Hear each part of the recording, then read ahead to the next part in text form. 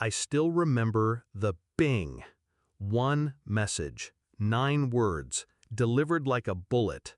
We think it's best for Robin not to show up. 3 days before Christmas.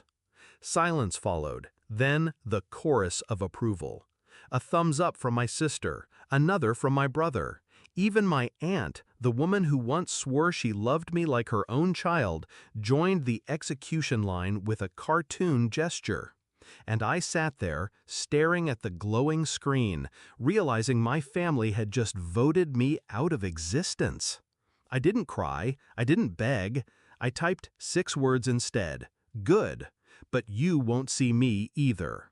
Then I put my phone face down and let the war begin. For years, I believed blood meant loyalty. I was the one who showed up. When my sister needed rent covered, I wired the money. When my brother crashed his car, I signed as guarantor. When my mother called, I answered, even if it was midnight. I thought they loved me. I thought I was part of us. But somewhere along the years, I started noticing it. The small exclusions. Family photos where I was cropped out. Group dinners forgotten to invite me to. Conversations that ended the second I walked in. I brushed it off. People get busy. People forget. Until the text. Until their thumbs stabbed my heart like nails. That wasn't forgetting. That was deliberate. It didn't take long to realize why. Robin, my youngest brother, the golden child. He could burn the house down and they'd still hand him the matches.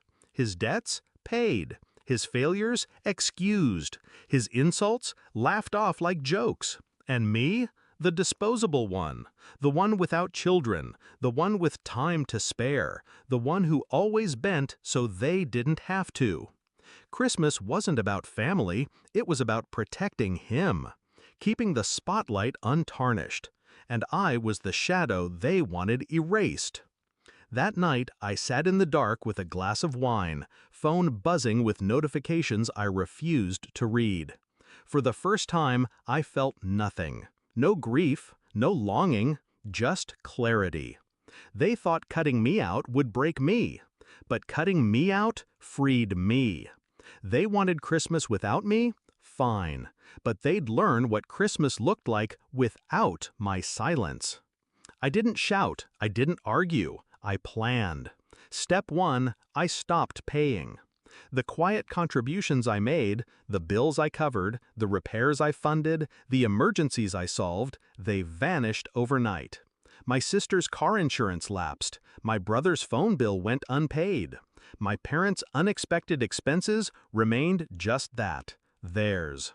Step 2, I withdrew access. The spare keys, the Wi-Fi password, the credit card I once lent for emergencies, I canceled them all. One by one, their lifelines disappeared. Step 3, I bought my silence. With the money I once funneled into their needs, I signed a lease. My own apartment. Bright, modern, untouched by their fingerprints. A place where my presence wasn't conditional. A place that was mine. But I wasn't finished. I wrote letters. Not angry rants, not insults, just facts. Every dollar I paid for their emergencies. Every sacrifice I made so they could pretend life was easy. I printed receipts, screenshots, and bank statements. Evidence of a decade of being used. Then, on Christmas morning, while they gathered under the glowing tree, I pressed send. One email, every document attached, CC'd to each of them. No message, no explanation, just the truth. I can only imagine the silence when the email arrived. The glossy living room, the expensive wine glasses, the laughter caught mid-air, and then the sound of phones buzzing. My father opening the attachments, my mother's face paling, my sister's fake smile stiffening. I wasn't there, but I didn't need to be. Because while they sat surrounded by wrapping paper and half-truths, they realized what I had unwrapped for them. A decade of dependency laid bare. And the worst part? They couldn't call me ungrateful, couldn't call me a liar. The numbers didn't lie.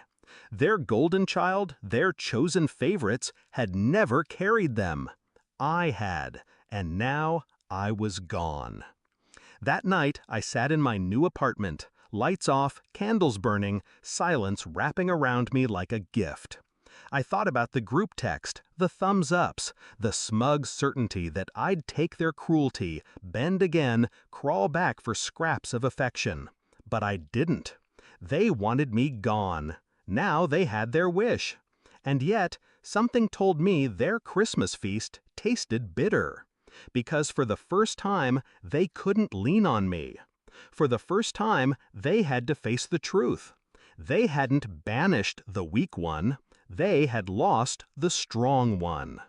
I didn't destroy them. I simply removed myself. And sometimes that's the sharpest revenge, letting people choke on the silence they demanded. I raised my glass to the quiet, to the freedom, to never waiting for their approval again. Merry Christmas, I whispered. Enjoy it without me.